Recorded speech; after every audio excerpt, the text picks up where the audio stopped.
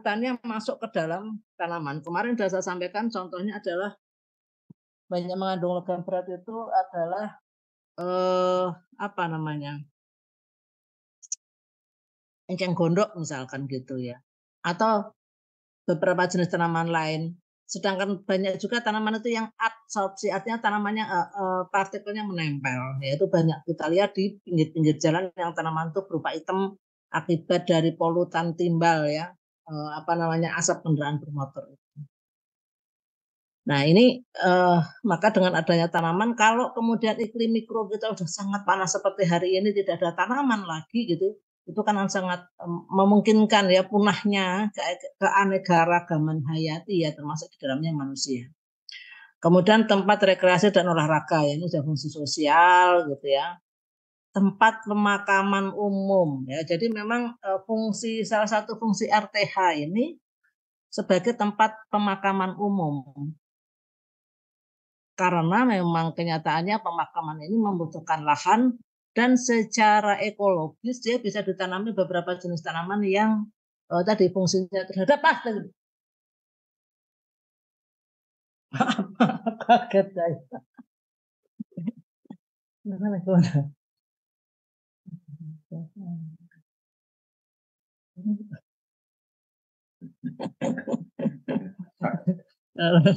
Nah ini bahasa nih pamitan mau ngaji bikin kaget aja saya.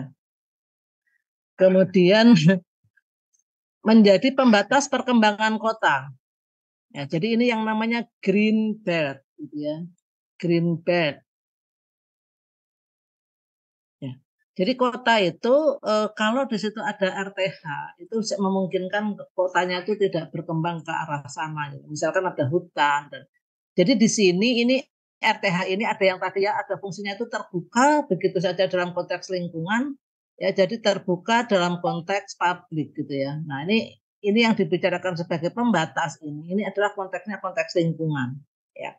Jadi hutan itu RTH karena dia menghasilkan oksigen tapi tidak berfungsi publik gitu ya. Kalau orang nebang hutan menebang pohon hutan kan ditangkap juga gitu ya. Kemudian pengaman sumber daya baik alam, jadi pengaman sumber daya baik alam, buatan maupun historis gitu ya. Jadi RTH ini kita digunakan sebagai tadi buffer zone ya, jadi buffer gitu ya. Jadi kalau ini ada situs atau ada sumber daya ataukah apapun, nah makanya di sini kan biasanya ada zona tadi ya, jadi ada zona yang kemudian menunjukkan di sini adalah buffernya, batas bahwa tidak boleh membangun di area situ. Kemudian penyediaan RTH yang bersifat private melalui pembatasan kepadatan serta kriteria pemanfaatannya. Jadi penyediaan RTH ini dimaksudkan untuk penyediaan RTH yang bersifat private, artinya masing-masing rumah ya, masing-masing bangunan private gitu ya dimaksud. Jadi istilah kita itu ya, kalau kita mengatakan di dalam pemerintahan yang namanya istilah private ya. Private itu adalah perorangan masyarakat sektor swasta, itu namanya private gitu ya. Kalau sektor publik ya ini swasta gitu, non pemerintah ya, non private itu non pemerintah. Kalau kalau yang private publik gitu ya, yang publik itu artinya pemerintah. Jadi kalau ini ada beberapa istilah ya yang kadang-kadang kita menggunakan istilah public space itu kan untuk ruang untuk umum gitu ya. Tapi dalam pembicaraan yang misalkan kita mengatakan gini, oh ini ada sektor private yang tidak berjalan dengan baik gitu. Itu artinya swasta atau masyarakat. Itu non pemerintah gitu ya. Jadi kalau sektor publik itu wajib mengadakan RTH sebanyak 20%. Maka kata-kata sektor publik itu artinya pemerintah gitu ya. Kemudian sebagai area mitigasi atau evakuasi bencana ya. Jadi kalau ada bencana alam itu selalu kita butuhkan satu ruang terbuka, tempat berkumpul, tempat mengumpulkan ya, baik di situ ada mitigasi atau penanganan baik itu dari sisi kesehatan, dari sisi itu makanan, dari sisi pendidikan dan sebagainya. Yang jelas orang-orang yang terkena bencana itu kemudian dikumpulkan di sebuah RTH. Ruang penempatan pertandaan atau signage sesuai dengan peraturan perundangan dan tidak mengganggu fungsi utama RTH. Jadi misalkan ada tempat penempatan baliho, tempat meletakkan tanda-tanda, ya ada patung, ada papan informasi yang lain gitu, itu memang di RTH ya. Jadi sepanjang dia tidak mengganggu fungsi RTH. Ya, nah, di dalam RT RW, RTH ini termasuk kawasan lindung ya. Jadi RTH itu termasuk kawasan lindung, di peta itu warnanya hijau gitu dan itu tidak boleh dibangun. Jadi kalau ada RTH itu kalau Anda memilih lokasi sebuah proyek itu dicek petanya, kalau warnanya hijau atau kawasan lindung jenis RTH ini, maka tidak boleh membangun proyek di situ kecuali untuk RTH ya. Jadi apalagi ada orang yang mau jual tanah murah gitu misalkan. Tetapi ternyata di situ untuk RTH gitu, padahal rencana Anda yang mau bikin real estate gitu ya, nanti tidak dapat izin gitu ya, karena RTH itu termasuk kawasan lindung gitu ya. Oke. Nah, fungsi kalau tadi itu tujuan dari tujuan dari ditetapkannya RTH tadi memiliki berbagai maksud. Nah, sekarang fungsinya ya, fungsi utama atau fungsi, jadi kita mengatakan kalau sesuatu yang utama itu namanya intrinsik gitu ya. Kalau yang tidak utama itu namanya ekstrinsik gitu ya. Jadi yang fungsi utama RTH secara intrinsik ini adalah fungsi ekologis ya. Jadi fungsi sosialnya nanti gitu. Jadi yang utama itu adalah fungsi ekologisnya. Jadi ini menjadi paru-paru kota ini ya. Jadi fungsi utama RTH itu adalah memberi jaminan pengadaan RTH sebagai bagian dari sistem sirkulasi udara atau paru-paru kota. Yang kedua tadi pengatur iklim mikro ya. Kemudian sebagai peneduh ya. Jadi kalau Anda tidak ada pohon ya kasihan gitu ya, sama sekali. Produsen oksigen. Nah, penyerap air hujan. Kenapa dikatakan sebagai penyerap air hujan gitu ya? Karena memang tanah yang kemudian terbuka gitu ya, terbuka ya, jadi permukaannya itu dia bukan rumput gitu ya. Maka kemudian sangat memungkinkan sangat memungkinkan air itu meresap ke dalam tanah gitu ya. Jadi kalau dia terbuka maka air itu akan meresap ke dalam tanah. Apalagi kemudian ditambah dengan biopori gitu ya. Kan tanahnya itu ditambah biopori, maka kalau ada air itu juga meresapnya ke samping. Jadi tidak hanya ke bawah gitu ya. Sehingga ini sangat efektif sebetulnya biopori ini untuk menjamin terjadinya resapan air ke dalam tanah gitu. Nah, kemudian selain meresap ke dalam tanah, sebetulnya air yang ada di dalam tanah itu juga diangkat gitu ya, diangkat oleh akar di pohon-pohon.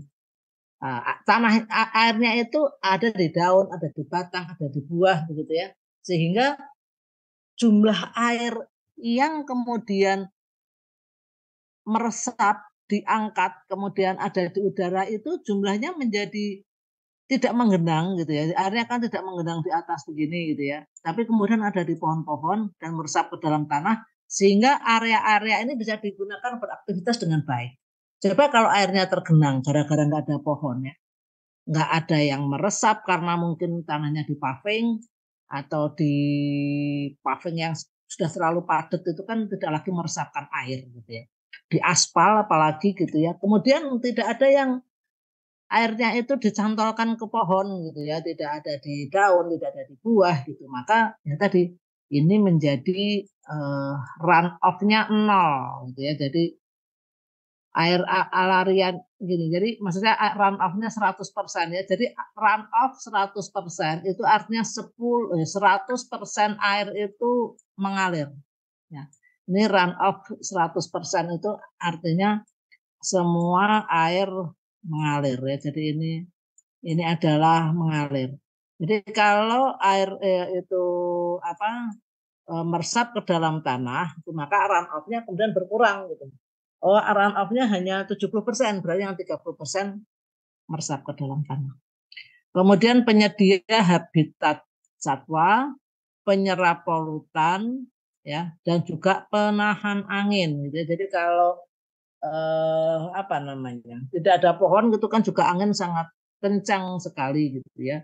Dan ini tentunya kurang nyaman gitu ya, dari kebutuhan manusia itu kan anginnya tidak enaknya itu kan angin yang sepoi-sepoi gitu ya. Angin kencang itu selain membawa efeknya kecepatannya itu tidak nyaman, itu juga dia biasanya membawa polutan gitu. Dan itu tidak sehat. Nah, ini adalah fungsi secara intrinsik atau fungsi utamanya gitu ya. Yaitu fungsi utamanya itu secara ekologis. Sedangkan fungsi tambahan gitu ya atau fungsi ekstrinsiknya itu kaitannya dengan sosial dan budaya. Bahkan ada juga dan ekonomi gitu ya. Jadi tidak hanya sosial tapi sosial, budaya dan ekonomi. Sebagai ekspresi budaya lokal ya, merupakan media komunikasi. Jadi kalau ekspresi budaya lokal itu misalkan adanya 2 pohon beringin di alun-alun gitu ya.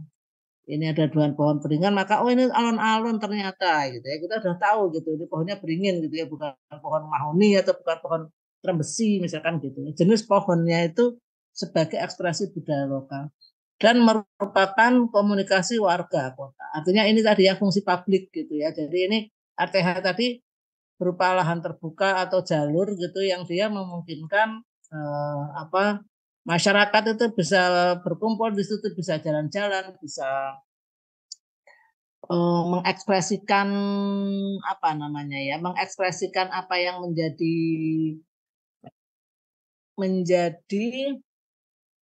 apa passion dia gitu ya. Jadi kalau misalkan dia bisa main skateboard gitu bisa di situ, dia mau berorasi juga bisa di situ, kampanye, demo juga di situ. Sehingga merupakan media komunikasi, juga tempat rekreasi jelas sekali ya, dan menjadi wadah objek pendidikan, penelitian, pelatihan dalam mempelajari alam. Jadi RTH ini fungsi ekstrinsiknya juga sangat banyak gitu ya. Belum lagi kalau kemarin saya share bagaimana kemudian RTH di Singapura gitu dengan Green Bay-nya itu, dengan Green by the Bay itu fungsi ekonominya sangat luar biasa gitu. Karena masyarakat internasional itu datang ke Singapura untuk wisata melihat pohon-pohon, melihat tanaman-tanaman yang ada di seluruh dunia. Dan itu menghasilkan income yang luar biasa. Gitu ya. Ini masih ekstrinsik ya. Oh ya, tadi ini ada fungsi ekonomi sendiri gitu ya. Nah, ini dulu kita menjadi sumber produk yang bisa dijual ya. Jadi ini dulu kita ada namanya community garden. Jadi kampus internasional yang ada di Jalan Rajiman Solo itu merupakan satu lahan bekas bangunan gitu ya yang kemudian dihancurkan, dan kemudian ini kita coba bisa nggak ini kita sulap menjadi taman, dan ini disebut sebagai community garden yang digunakan untuk berkebun gitu ya bagi warga. Hasilnya seperti apa gitu ya. Nah ini ternyata hasilnya cukup cukup apa namanya ya, cukup banyak gitu ya. Jadi ini kita di Fakultas Teknik itu bisa sampai maaf, sebentar loh. Kita itu sampai menghasilkan beberapa sayur mayur, ini ada bunga, ada bungkul gitu ya, bunga kol dan sebagainya. Jadi ini kita di Fakultas Teknik tempat-tempat yang sangat panas karena ini adalah bulannya bulan apa ya? Dia tuh bulan April kalau nggak April atau Mei atau Juni malah ya. Pokoknya sangat panas sekali.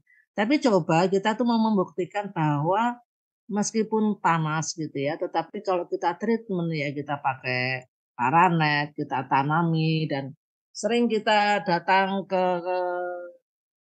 mana ke kebun, kita siram, kita apa kita itu memungkinkan. Nah, ini menjadi bagian dari cara bagaimana sebetulnya masyarakat itu bisa memanfaatkan lahan-lahan terlantar. Nah, dan ini menjadi kebersamaannya sangat tinggi gitu. Ini menjadi satu ide. Kemudian bagaimana sekarang itu banyak sekali lahan-lahan yang diterlantarkan gitu ya di perumahan dibeli tetapi tidak ditempati gitu ya sehingga kan sayang begitu. Nah, kita bisa memanfaatkannya menjadi sebuah lahan yang produktif dan menjadi tempat berekspresi ya. Kita itu kalau saya terutama gitu ya, saya sendiri sangat suka gitu dengan tanaman-tanaman sehingga pada waktu ada tempat untuk menanam itu merupakan sesuatu yang luar biasa gitu ya.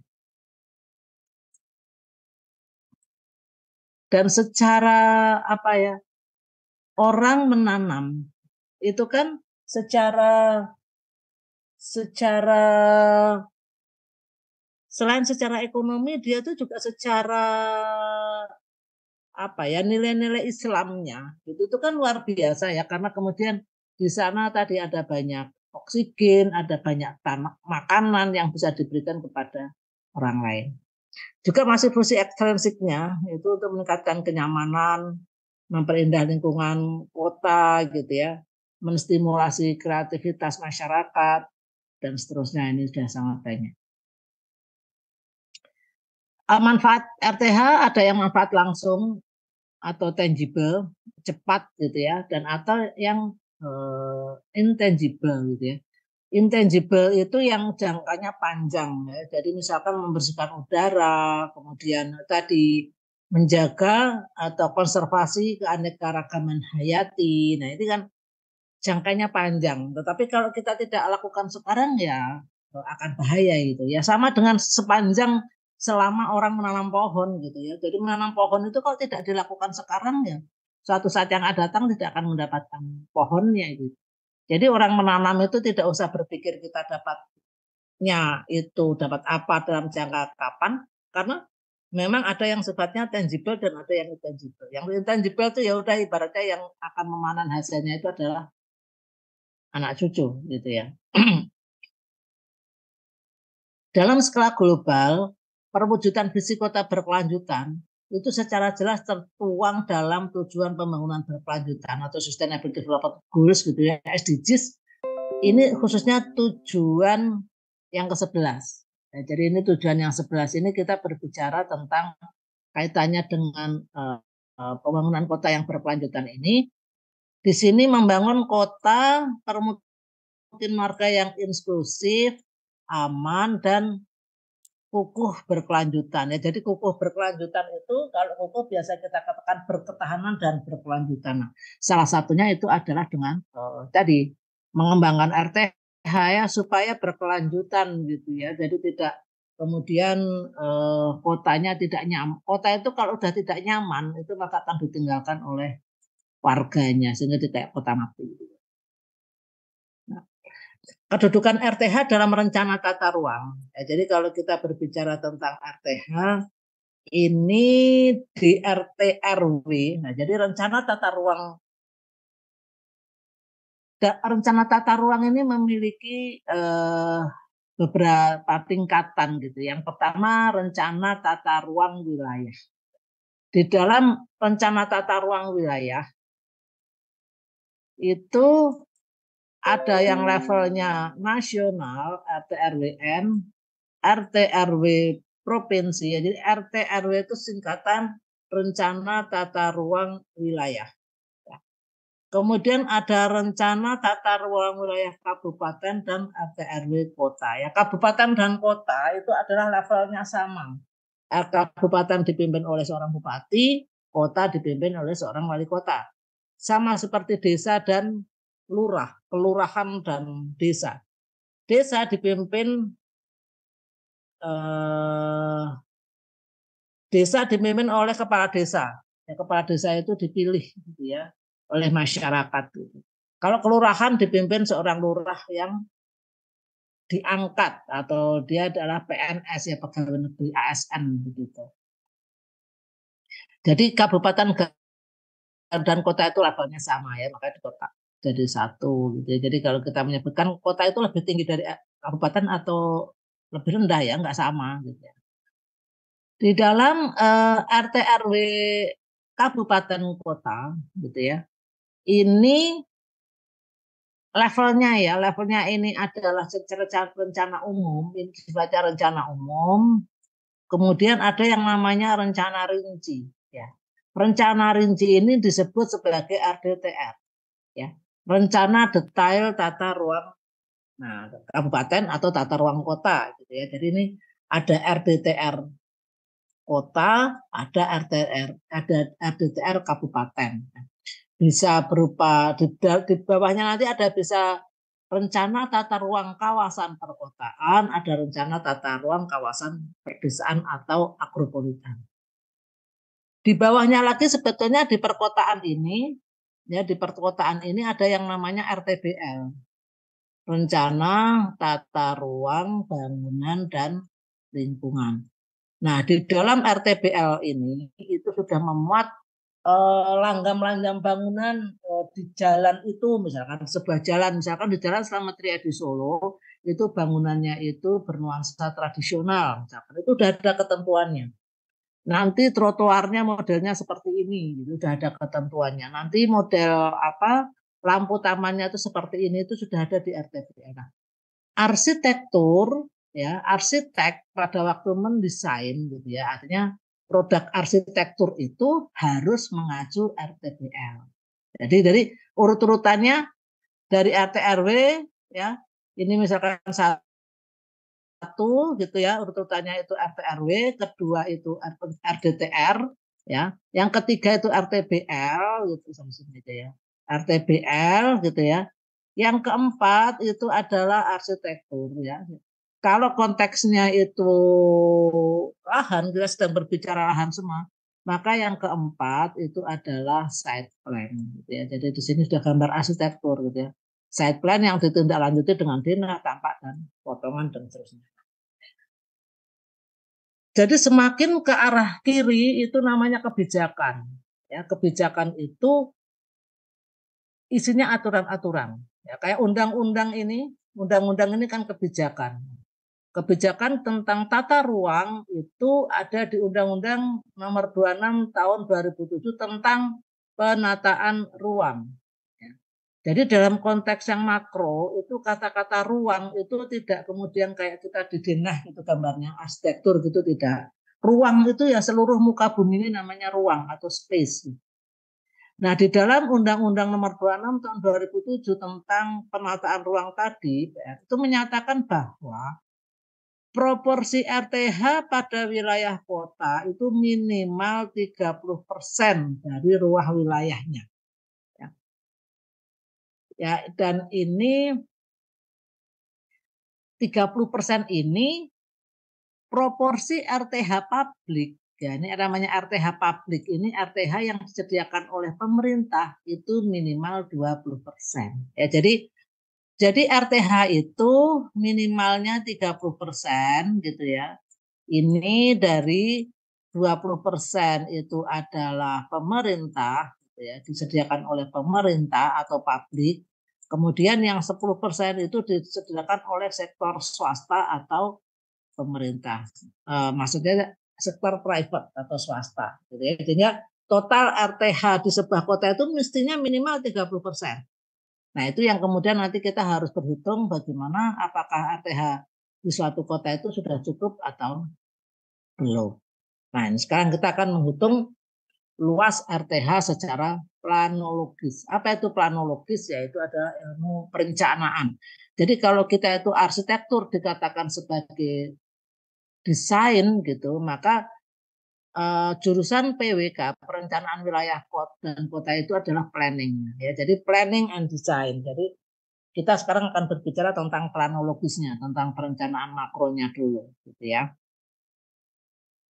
Penyediaan RTH tadi sudah disampaikan ya bahwa totalnya ini berdasarkan aturan atau norma planologis, maka RTH ini ada ketentuan luasnya sebesar 30%. Ini ukuran minimal.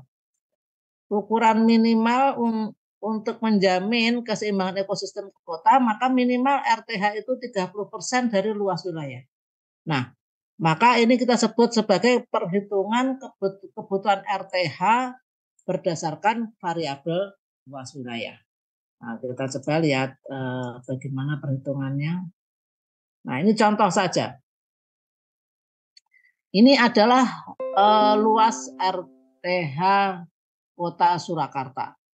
Ya, jadi di Surakarta ini, nah nanti Anda akan mencoba gitu ya melihat data-data, coba nanti dilihat, kita bisa browsing gitu ya. Ini luasan area seluruh kota Surakarta itu sebesar 4.404,6 hektar gitu ya. Nah, luas RTH-nya, nah ini RTH existingnya itu sekian. Ya, jadi ini ada yang terbangun berupa perumahan macam-macam. RTH existing itu berupa kuburan, lapangan olahraga, taman kota gitu dah. Ada potensi lahan yang bisa dikembangkan menjadi RTH, namanya potensial. Potensial itu belum dikembangkan. Itu yang pertama sempadan sungai. Itu luasnya sekian, ya.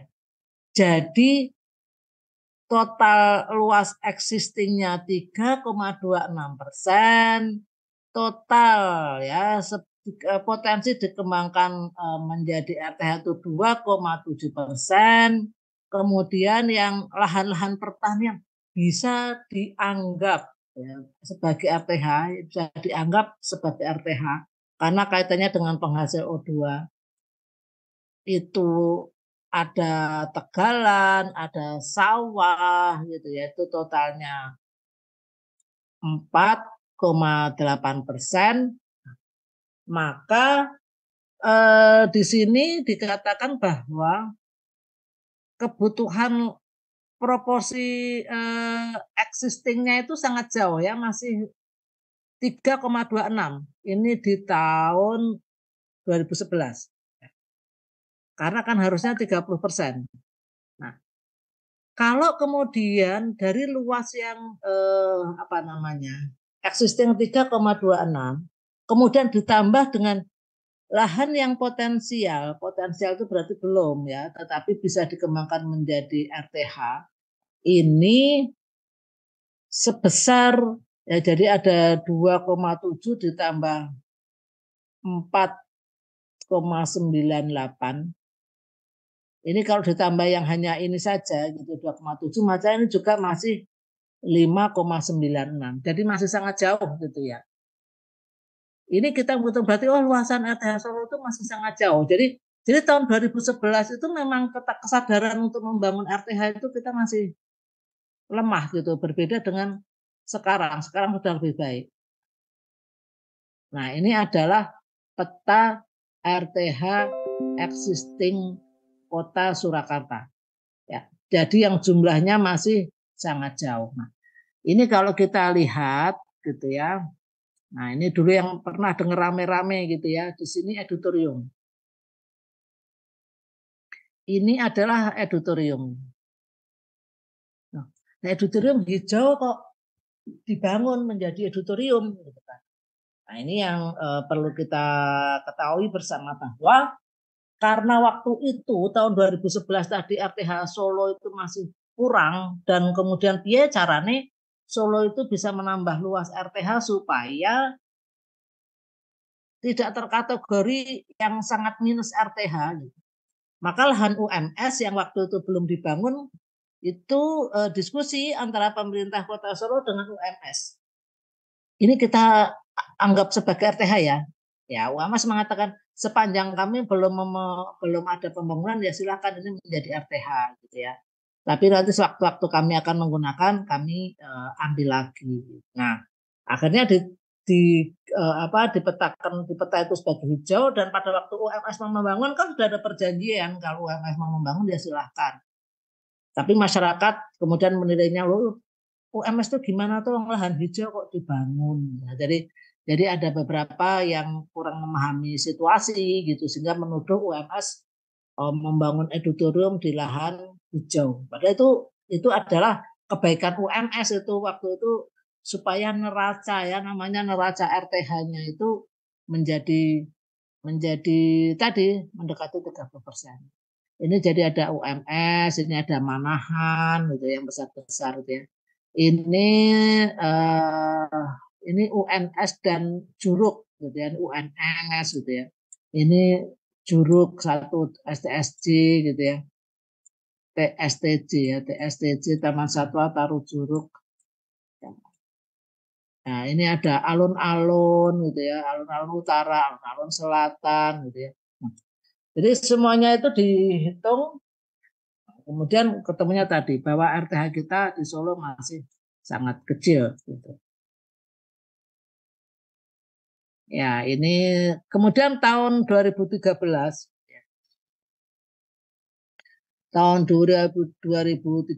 kita kemudian direncanakan gitu ya, direncanakan bagaimana supaya ini yang namanya master plan RTH. Ya, dibikin master plan RTH bahwa akan ada penambahan RTH. Ya, jadi ada penambahan RTH yang pada tahun 2013 itu luasnya 8,15% gitu ya. Itu nantinya pada tahun ya, jadi dengan luas 357 ini harapannya pada tahun 2017 ditambah taman lagi, ditambah taman lagi, ditambah taman lagi, ditambah sehingga pada akhir tahun di sini akhir tahun itu tahun 2031. Jadi di master plan disusun itu biasanya 20 tahun. Jadi ini disusun tahun 2011 gitu ya. Oh 2013 ini ya, 2013 sehingga totalnya itu ternyata dengan menambah-nambah beberapa yang memungkinkan sudah dihitung itu masih mendapatkan 17,4%. Jadi sangat susah sekali kita untuk meningkatkan RTH supaya jumlahnya seluas 30%. Ini dari sisi planologis. Jadi kebutuhan dari sisi planologis saja kita susah gitu ya. Apalagi nanti ada perhitungan-perhitungan lain yang bisa jadi apa namanya lebih luas ternyata ya. Jadi nanti ada beberapa perhitungan. Kalau tadi ini yang secara planologis ini berdasarkan luas wilayah. Ya. Jadi ini untuk penambahan kuantitas atau luas itu bisa tadi sepanjang rel kereta api, sepanjang sungai atau sempadan sungai, makam dan sebagainya itu merupakan satu wilayah yang bisa berpeluang dijadikan sebagai RTH. Mengapa berpeluang? Karena sebetulnya ada aturan-aturan yang memang di sisi kanan kiri sungai itu ada yang namanya garis sempadan sungai atau GSX. Ya, nah ini garis sempadan sungai, garis sempadan jalan, kemudian sempadan rel kereta api ini memang harapannya diarahkan untuk dikembangkan menjadi RTH. Tapi kenyataannya kan sekarang sudah sangat pendek seperti ini jaraknya yang ini mau agak menyulitkan gitu ya. Kayak rel kereta api juga jaraknya sudah sangat pendek gitu ya sehingga untuk dikembangkan menjadi RTH itu agak susah. Nah, mengapa itu susah? Karena kita itu ini ya, misalkan sebetulnya batas lahannya itu di sini. Tapi kan kemudian permukiman liar itu selalu berkembang ke arah area-area yang sebetulnya bukan legal ya. Jadi ini yang dimaksud dengan squatter ya. Jadi squatter ya. Jadi selam kumuh ya. Jadi squatter itu tidak selalu kumuh gitu ya. Tapi kalau selam itu kumuh. Tapi kalau jadi squatter itu tidak legal gitu ya, squatter itu tidak legal. Kalau selam itu legal. Kalau squatter itu bisa tidak kumuh tetapi dia tidak legal sehingga bisa saja meskipun tidak kumuh tapi dibongkar itu sangat memungkinkan karena dia tidak legal atau squatter. Nah, ini kita penambahan kuantitas RTH itu bisa memanfaatkan tadi lahan-lahan sempadan ya. Jadi lahan-lahan sempadan itu sangat memungkinkan dikembangkan menjadi RTH.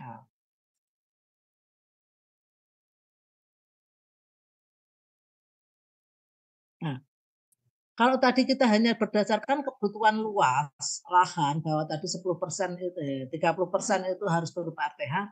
Sekarang kita menentukan kebutuhan RTH berdasarkan variabel jumlah penduduk. Ya.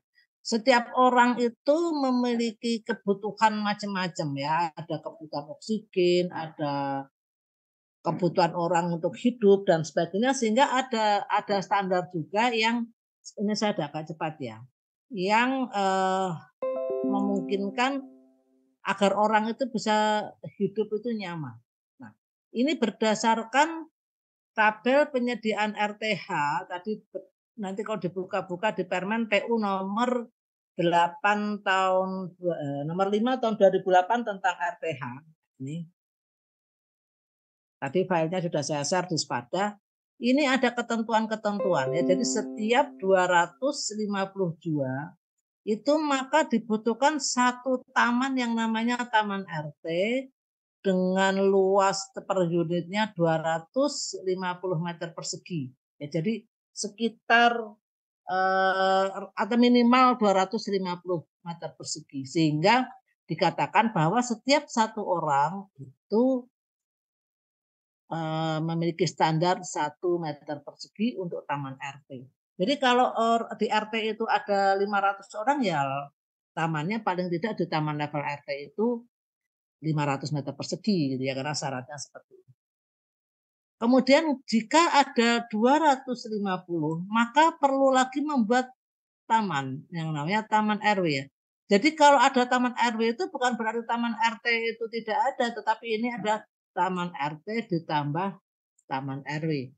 Jadi kalau taman RT itu tujuannya untuk kegiatan-kegiatan yang lebih lebih kecil skalanya misalkan anak-anak kecil main sepeda atau ibu-ibu nyuapin anaknya sambil main ayunan anaknya gitu ya. Itu namanya di taman RT tadi. Di taman RW sudah lebih luas ya 1.250 meter persegi. Nah, ini memungkinkan sehingga setiap orang itu bisa berkumpul di taman RW misalkan untuk bermain bulu tangkis, untuk olahraga gitu. Nanti di kelurahan paling tidak ada satu lapangan sepak bola ya. Sepak bola itu kisarannya 9 kali 100 ya, 90 kali 100 kalau ya sekitar berarti berapa? 90 kali 100 itu ya 9.000 meter persegi itu gitu ya. Dan nanti di kecamatan juga ada taman lagi misalnya. Sehingga masing-masing orang itu kebutuhannya itu 0,1 ditambah 0,3 ditambah 0,2. Nah, setiap orang itu akan membutuhkan eh, apa ya namanya satu lahan yang harus disediakan sebagai area terbuka.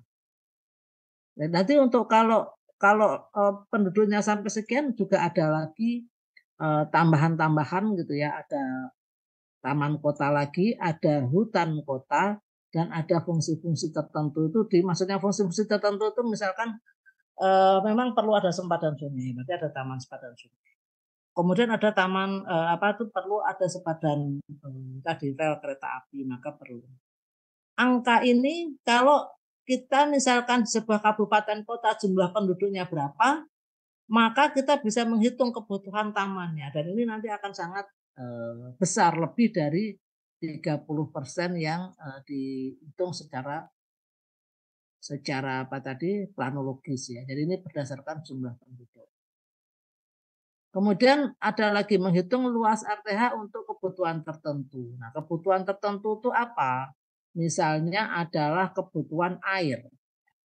Jadi RTH itu dihitung berdasarkan kebutuhan air. Nah, ini ada satu rumus di mana luasan RTH gitu ya, L air ya, jadi dalam kebutuhan air, maka luas hutan kota. Nah, jadi luas hutan kota. Mengapa hutan kota gitu ya? Karena dia dalam penelitian bisa meresapkan air yang cukup besar.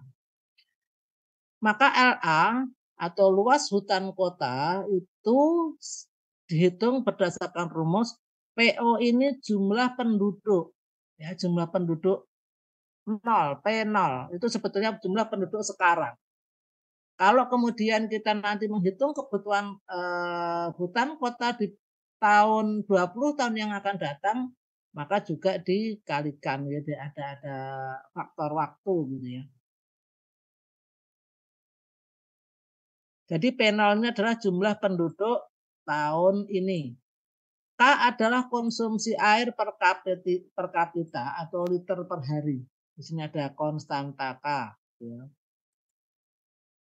R adalah laju peningkatan pemanfaatan air. Ya, jadi R di sini ya. Jadi laju pemanfaatan air itu artinya begini.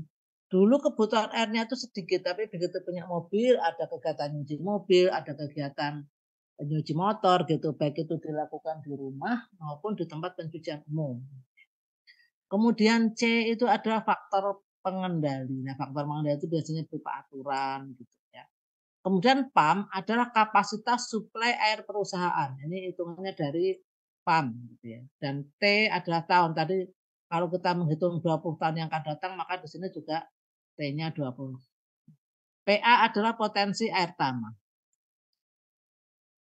Ini kalau ada bisa dicari data-datanya gitu ya. Jadi nanti akan ada data potensi air tanah kabupaten ini berapa gitu ada, dan Z adalah kemampuan hutan kota dalam menyimpan air. Kemampuan hutan kotanya itu berapa menyimpan air gitu ya. Nanti juga biasanya ada di indeks-indeks yang sudah ditetapkan gitu ya. Artinya ditetapkan itu berdasarkan hasil penelitian bahwa hutan kota itu setiap meter perseginya mampu menyimpan air sekian liter atau sekian meter kubik misalkan seperti itu.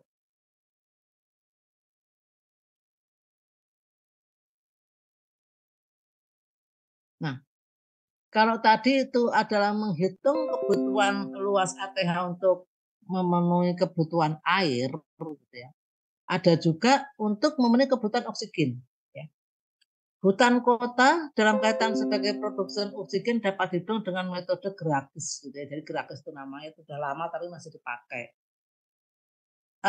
Ini mengapa oksigen itu dihitung kaitannya dengan hutan kota? Karena kan kemarin ya oksigen itu sangat terkait dengan banyaknya daun gitu ya. Kalau rumput itu kan hanya daunnya ada kecil-kecil di atas gitu ya, di atas tanah. Tetapi kalau hutan kota gitu ya, pohonnya besar gitu ya, rimbun gitu, maka dia akan menjadikan pohon itu menghasilkan oksigen yang cukup banyak. Rumusnya LT itu adalah luas hutan kota ya. Jadi kalau tadi itu LA di sini LT gitu ya. Ya karena rumusnya seperti itu ya udah kita ikuti aja gitu ya. LT ini adalah luas hutan kota pada tahun ke T. Kalau tadi kan LA itu luas hutan kota gitu ya. PT adalah jumlah kebutuhan oksigen bagi penduduk pada tahun ke T. Jadi ini ada jumlah penduduknya, kebutuhan oksigennya. KT adalah kebutuhan oksigen bagi kendaraan bermotor. Ya. Jadi ini ada bagi penduduk gitu ya. Kemudian juga bagi ternak juga dihitung karena yang membutuhkan oksigen itu manusia, binatang dan teknologi gitu ya. Jadi mesin-mesin gitu ya, itu yang membutuhkan oksigen. 54 adalah sebuah konstanta gitu ya, konstanta yang menunjukkan bahwa 1 meter persegi luas lahan menghasilkan 54 gram berat kering tanaman per hari. Nah, ini sudah hasil penelitian, jadi kita ikuti saja. 0,935 adalah tetapan atau konstanta yang menunjukkan bahwa 1 gram berat kering tanaman setara dengan produksi oksigen 0,975. Ya, gitu. Jadi setiap 1 gram berat kering tanaman itu adalah sebetulnya sebelumnya dia itu menghasilkan oksigen seberat itu. Ya. Dan 2 adalah jumlah musim di Indonesia. Gitu. Jadi ini konstanta tadi 5 gram berat kering per tanaman per hari setiap 1 meter perseginya. Kalau ini adalah oksigen yang dihasilkan dan ini adalah jumlah musim di Indonesia. Sehingga kita bisa menghitung dengan catatan tadi semua data-datanya ada, ya. Jadi ada data-data jumlah oksigen kebutuhan bagi penduduk di tahun T itu berapa, kan bisa dihitung tuh jumlah penduduknya berapa, kemudian kebutuhan oksigen per harinya berapa, ya nanti ada bisa dilihat dari daftar-daftar berikutnya. Oh, gini ya. Jadi ini ada nanti bisa dipelajarinya, dia dipelajari lebih lanjut ada di tadi Permen PU nomor 28 nomor 5 tahun 2008 ya dari tentang RTH. Nanti ini ada petunjuk untuk menghitungnya. Nah, karena cukup banyak yang bisa dihitung, nah maka kita akan menghitung lagi gitu ya. Beberapa kelompok bisa berbagi. Kita akan menghitung kebutuhan RTH ya, menghitung kebutuhan RTH. Ini menjadi tugas kelompok. Tugas kelompok pilih wilayah kabupaten kota yang akan dihitung RTH-nya. Jadi selain kota Surakarta. Ya, pertimbangan pemilihan berdasarkan ketersediaan informasi atau data secara online baik berupa peta, statistik numerik maupun laporan hasil kajian tertentu. Sumber data harus kredibel. Jadi kalau Anda memasukkan data itu link datanya dimunculkan dan harus kredibel. Kredibel itu artinya bisa dipercaya. Ya, contoh kredibel itu salah satunya adalah jurnal ilmiah gitu ya. Ilmiah, kemudian data-data dari pemerintah gitu ya. Data-data dari institusi pendidikan gitu. Ini biasanya cukup kredibel gitu ya. Kemudian hitung langkah-langkahnya adalah hitung luas existing RTH. Kemudian hitung luas kebutuhan RTH publik berdasarkan variabel luas wilayah, variabel jumlah penduduk, variabel kebutuhan air, dan variabel kebutuhan oksigen. Nah, ini seperti kemarin, maka silakan berbagi, gitu ya. Silakan berbagi. Kita ada setidaknya mestinya ada 8 kelompok, bisa 2 kelompok seperti kemarin, gitu ya. Pengumpulan maksimal Jumat dan nanti di hari Sabtunya kita akan presentasi, ya. Presentasinya acak seperti yang pernah kita lakukan di pertemuan kemarin. Itu agenda yang perlu saya sampaikan hari ini. Dan ini menjadi bagian yang perlu Anda buat tugasnya sebagai media berlatih untuk menghitung luas RTH. Oke. Demikian, ada pertanyaan? Halo? Mbak Lela bisa dibantu untuk membuat ini ya, daftar hadir.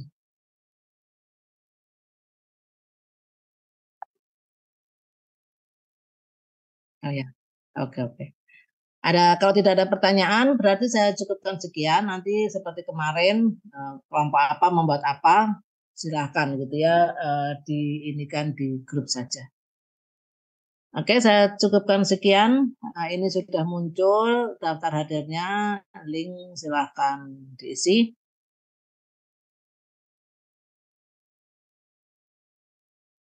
kelompoknya tetap sama, pembagiannya silakan berbagi lagi kayak kemarin kan kita sudah dibagi dua kelompok gitu ya. Ya. Oke. Kalau tidak ada pertanyaan, saya cukupkan sekian ya. Linknya segera dicatat, daftar hadirnya. Saya akan tutup Zoom-nya. Ya, sekali lagi materi sudah ada di Spada, termasuk pengumpulan tugas gitu ya.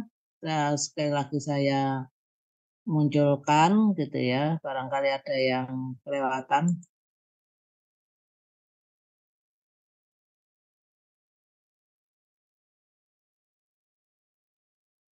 Ya, jadi ini kita menggunakan Spada ya. Jadi silahkan nanti untuk tugas hari ini ada di sini gitu ya, pengumpulannya. Tugas yang kemarin tolong diupload ulang ya, karena kemarin kita belum menggunakan Spada supaya kita terrecord di sini gitu ya. Jadi untuk penggunaan Spada saya pikir sudah bisa semua. Tinggal nah ini soalnya juga sudah ada gitu ya. Nanti Anda tinggal memasukkan saja. Ya seperti di psikologi.